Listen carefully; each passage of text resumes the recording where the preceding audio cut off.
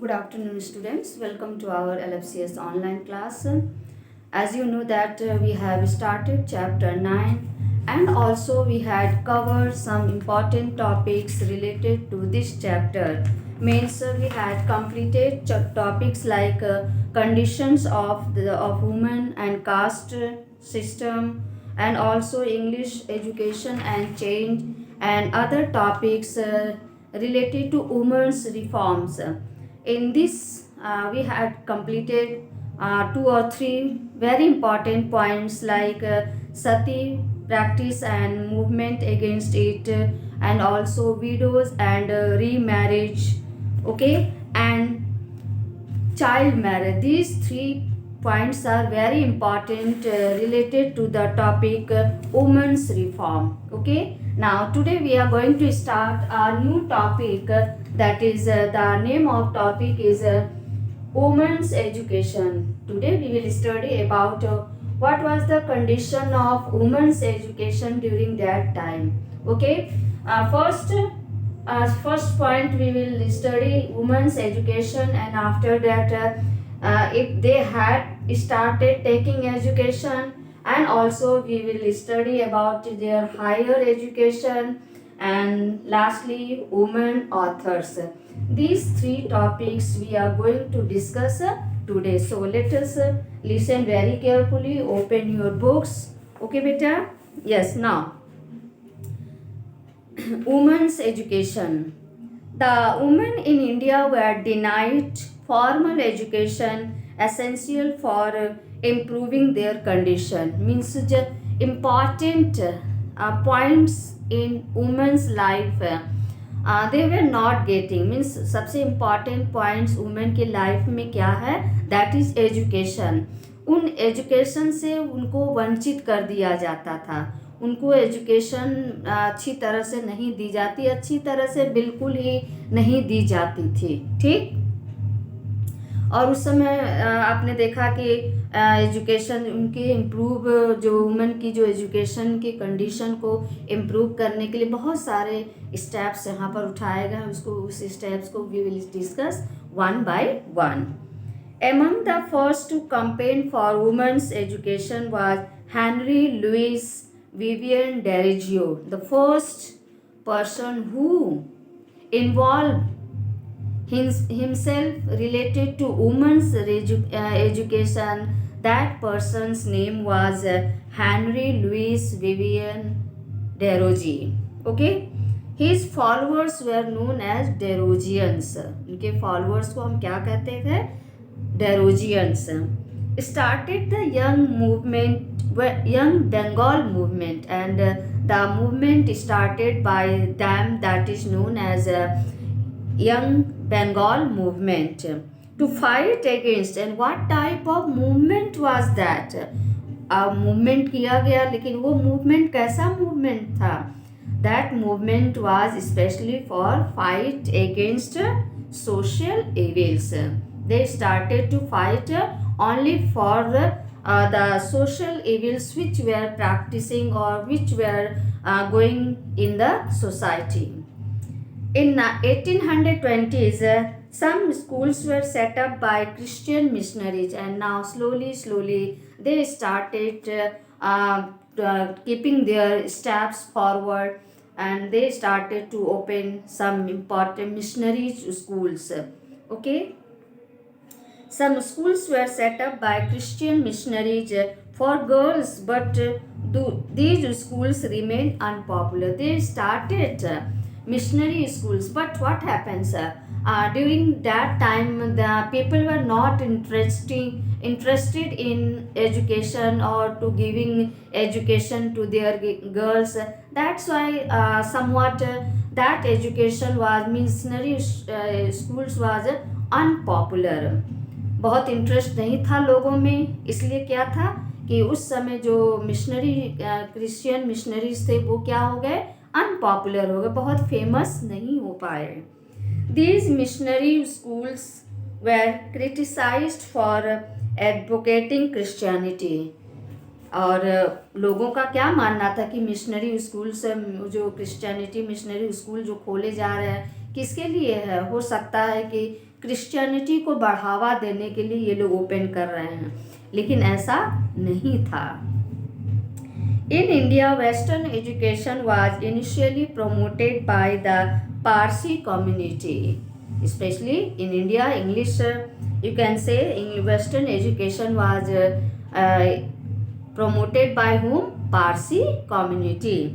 Dada Bhai Naroji made a lot of effort to promote education among women in his community, and Dada Bhai Naroji also played a very important role in propagating English education, especially in his community. One by one, all are trying to promote education, but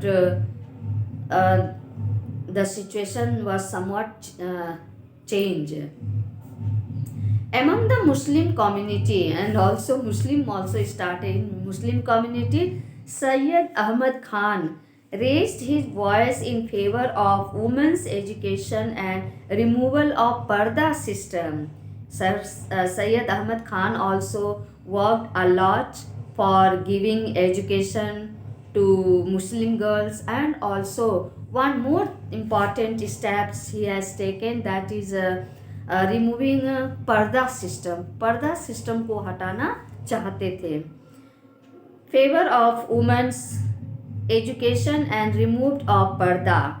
He was also against easy divorce, and he was also not in favor of divorce, but and polygamy without a valid reason, or means marrying more than one wife. मतलब एक से ज़्यादा शादी करना भी उनको नहीं ठीक था, लगता था. केवल कब मान लीजिए कि अगर कोई कंडीशन आ जाती थी, उसी केस में वैलिड माना जाएगा, अदरवाइज पॉलीगेमी की सिस्टम नहीं रहेगी. उनकी मांग थी, उन्होंने इस तरह के कदम उठाए कि लोग ये सब स्टॉप कर दें. The most pioneering and important landmark in girls education was the founding of Bethune school in Calcutta by Z Bethune. सबसे इम्पॉर्टेंट जो आगे बढ़ने वाला स्टेप था वो उठाया गया किसके द्वारा? लैंडमार्क्स, जैसे कहते कि पहला कदम एजुकेशन के, किसके एजुकेशन के ऊपर? गर्ल्स एजुकेशन के ऊपर उठाया गया. किसके द्वारा? By the founding of Bethune school of Calcutta. Bethune school in Calcutta by Z Bethune. After the untimely death of J. Bethune, the work was carried on by ईश्वर चंद्र विद्यासागर. और बेथुन की अनटाइमली डेथ की वजह से क्या हुआ? ये सारे जो बागडोर थे, किसको संभालना पड़ा? किसको बेटा? Ishwar Chandra Vidyasagar.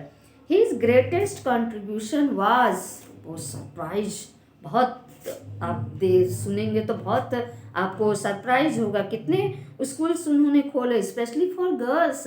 35 girls schools in Bengal that he had set up between 1857 to 1858. केवल एक साल के अंदर उन्होंने 35 गर्ल्स स्कूल खोले, और वो भी अपने पैसे से. उन्होंने किसी की हेल्प नहीं ली, केवल अपने पैसे से उन्होंने 35 गर्ल्स स्कूल ओपन किए. है ना, बहुत बड़ी बात है. In Maharashtra Savitri Bai Phule was the first women teacher. और अब हम महाराष्ट्र साउथ में चलते हैं. वहाँ कौन थी? सावित्री बाई फुले, who was become the first women teacher, जो कि पहले वुमेन टीचर रही हैं. ही इन 1848 सावित्री बाई फुले with her husband Jyotirao Phule open 5 schools for girls in and around Pune. उन्होंने भी गर्ल्स के अपने हस्बैंड के साथ, ज्योतिराव के फुले के साथ मिलकर के 5 गर्ल्स स्कूल ओपन किए, स्पेशली पुणे और उसके आसपास एरिया में. ठीक. And after this, let us move towards second point, that is higher education. Okay. अब पढ़ाई तो शुरू हो गई। अब पढ़ाई के बाद भी होता है ना, कुछ लोग डॉक्टर बनते हैं, इंजीनियर बनते हैं, और कुछ लोग आईएएस पीसीएस बनते हैं, और भी रैंक। लेकिन अब देखा जाए कि इस पढ़ाई के बाद हायर एजुकेशन किन लोगों का नाम आता है, हायर एजुकेशन के फील्ड में किन लोगों का नेम आता है। First, several college courses were started in 1879, और 1879 तक आते आते कई सारे कॉलेज कोर्सेज स्टार्ट हो चुके थे। Bethune school was the first to start these courses, और ये कोर्सेज स्टार्ट करने वाला सबसे पहला स्कूल कौन था? Bethune school. In the 1880s, Bethune college produced the first graduate. And what happened in the 1880s? क्या हुआ 1880s में? क्या होता है? What happened? बेथुन कॉलेज बेथुन कॉलेज ने आगे चल कर के प्रोड्यूस किया, आगे बनाया। क्या बनाया? द फर्स्ट ग्रेजुएट कौन आया सामने उभर करके? कादम्बनी बासु। किसका नेम आया? Kadambini Basu. Who became the first female physician of India, जो आगे चल कर के सबसे पहले वुमेन फिजिशियन बनी थी। ठीक। Chandramukhi Basu became the first women graduate of university of Calcutta. और चंद्रमुखी बासु क्या थी? जो पहली वुमेन ग्रेजुएट यूनिवर्सिटी से, उन्होंने कलकत्ता यूनिवर्सिटी से किया था। ठीक। और women authors, another notable development was women taking a lead in promoting education and awareness among women. अब धीरे धीरे क्या हुआ? धीरे धीरे डेवलपमेंट होना शुरू हो गया, लोगों ने पढ़ना शुरू किया। पढ़ने के बाद क्या हुआ? अब कुछ लोगों ने हायर एजुकेशन लिया, और हायर एजुकेशन के बाद तो कुछ करना था, तो कुछ वुमेन ऑथर्स भी बनी। फिर ऑथर्स बनने के बाद क्या हुआ? कौन कौन सी वो लेडीज हैं जो कि ऑथर बनी? That is Rassundari Devi, home maker wrote. Vasundari Devi क्या थी?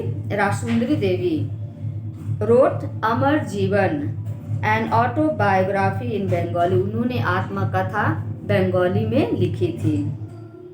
Similarly Tarabai Shinde, a woman educated at home, wrote a book, Stri Purush तुलना।